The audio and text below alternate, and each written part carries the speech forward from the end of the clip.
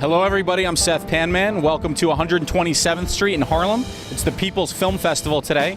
I'm going to be on the panel later discussing a variety of events, some stories that I've experienced. But right now, we're going to go to the red carpet. We're going to meet filmmakers, directors, actors. So stay with me. We're going to be doing that right now inside the People's Film Festival. I'm Seth Panman, back here at the red carpet with the People's Film Festival. I'm here with Jiggy Jada, and she's going to tell me about her movie, The Bully. How are you guys doing? My name is Jiggy Jada. I am the face of the Bully Project, and how the Bully Project came about started as a song that I did entitled Stop Bullying, and I wrote it, and it was based upon basically a young Muslim girl named Erica.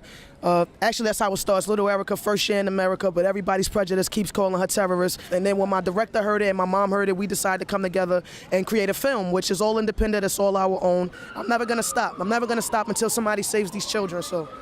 That's the attitude. That's the attitude. How long has this movie been on the circuit? It's fairly new, but it's so popular. That's the thing. Like, and me personally, I've been writing all my life. I didn't think that my song would turn into a film, but it's just so surreal when you're on a set and I'm seeing these kids, these actual kids, they're acting out my words. There's no real feeling in that. It's not just about a bully story. It's about Islamophobia. It's about homophobia. It's about parents and children and their differences, what they go through. So it shows why the bully bullies, and it also shows what the person that gets bullied goes through. So, it's almost like your version of West Side Story. I never thought of it like that, you but know? If so, that's a classic. So that's what I'm saying. You got classic written all over you. Thank you. Now, can you give me a little lick, like a little rap, just so I can get a feel of because I haven't heard your music I'll before. give you the vision. So, yeah. I'll finish off the rest of. I'll give you some of the bully, yeah. and that's how we started the actual movie. Give me that. It starts off as Little Erica, first year in America, but everybody's prejudice keep calling her terrorist. She wears a bronze necklace that represents her heritage. Assalamu alaikum to her teachers, they were scared of it. One kid in particular kept teasing and hitting her. He would laugh and spit on her, got other kids to pick on her. She barely understood the words, though she saw their hatred. Hid in the bathroom to escape from their faces. Tried to tell her parents, but they didn't understand. Her brother was a bully too. One time he cut her hand. She prayed to Allah for guidance, but in return all she got back was silence. Sometimes the silence was louder than a siren. She never could adapt to the ways of the climate. People back there are all bopping their heads and singing and stuff. So if you guys aren't impressed already, just go home, okay? So thank you so much. All right, nice meeting you. Seth is cool. All right, thank you. I'm sitting here with Nori and Jashim. They are the filmmakers for the movie 18 Seconds. Go ahead and tell me a little bit about the movie, guys. 18 Seconds, a film based on his experience, and the film is about crime and justice. And just give me a little bit more insight about the movie, kind of like what goes on and so on. Maybe Jashim, go ahead and tell me about that. Basically, it's just about a young lady who was being sexually assaulted on the train in her sleep.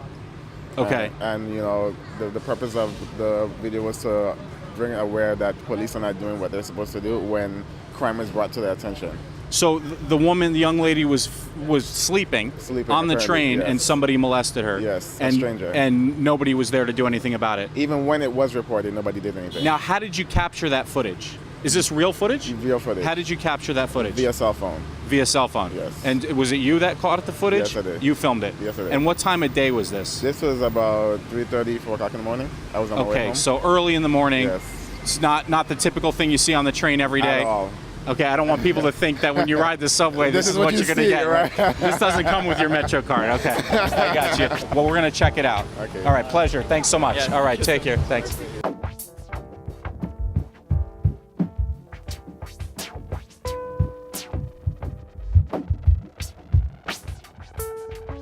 What's going on? Well, I'm here with my cousins Sarah Holm and Natasha Story, and our Aunt Melinda, our dear Aunt Melinda, made a movie that was just shown in this festival. Now, can you tell me a little bit about the movie, like the title, the name, and maybe just a little bit about it? Yeah, it was called Middle Passage Pilgrimage, and it's about some pilgrims who retraced the triangle of the slave trade.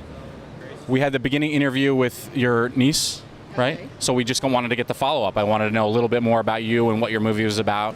So very simply, it's about visionaries who look at the legacy of slavery by retracing the old slave trade routes back to Africa. It was a year-long journey. A core group of 60 made this trip, and they had nothing. No money, no corporate backing, no tickets, no transportation. They walked. And they walked from here to Where? We walked from the Leverett Peace Pagoda, which is in the Northampton, Amherst area in the middle of Massachusetts. They walked to Boston, down the seacoast, New York City, all the way down to New Orleans. And from New Orleans, they took a boat to Cuba. And in Cuba, they walked through Cuba, then they got to Haiti and walked through Haiti, and then they got to Puerto Rico, and they got stuck.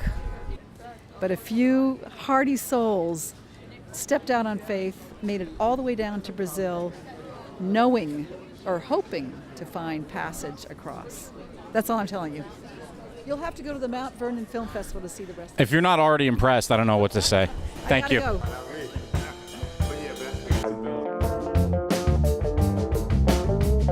Seth, you're not only a snowboarder, but you're also a filmmaker. Correct. So tell us about your film. Basically, there's a mysterious death that happens with the previous director of this organization. Right. So a new director is hired. He's a professional skateboarder. Right. He's new to New York City. He really doesn't know what this city has in store for him. Right. But he jumps on board. He wants a job. Right. He jumps on board. He gets this job right away.